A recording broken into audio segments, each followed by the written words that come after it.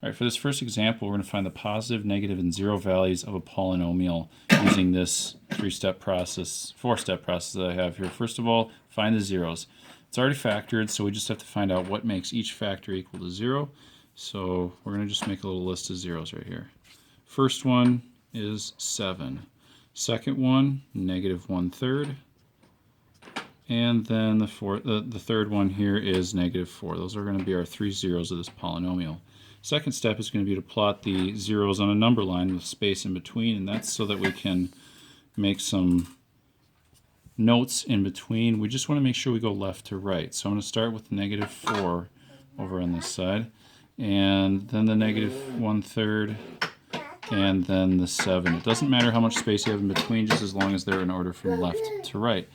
So what we're going to do then is step 3. We're going to plug in a test point in each interval to determine positive or negative values. The ones on the number line right now are zeros.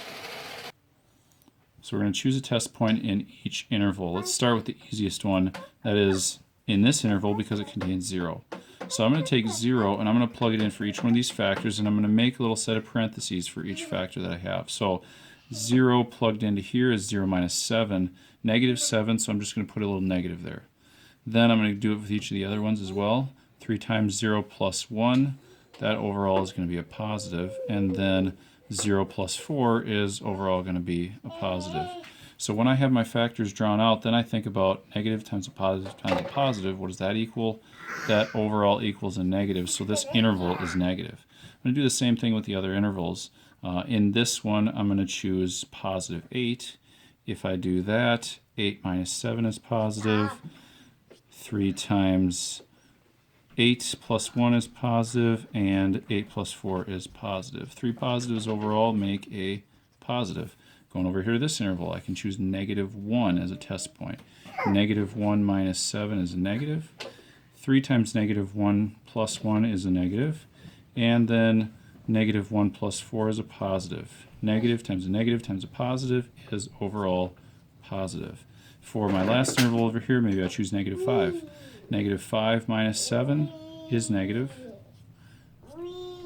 3 times negative 5 plus 1 would be a negative, and also negative 5 plus 4 is going to be a negative. 3 negatives multiplied together make a negative.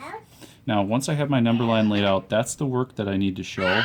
The only thing I have left to do is use interval notation to state, in this case right now, the positive and the negative values. So first of all, the positive values. I've got a couple of intervals that are positive right here and right here.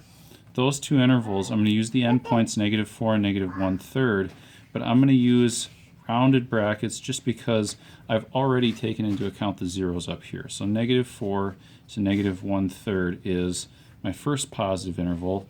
My second positive interval is going to be over here. We're going to start at 7 and it goes to positive infinity. So I'm just listing my intervals. The other one to list, of course, is the negative intervals. And so here's my negative. That's negative infinity to negative 4 as one of them. And then my other one is going to be negative 1/3 to positive 7. Again, I already have the zeros taken into account, so that's why I'm using parentheses rather than square brackets.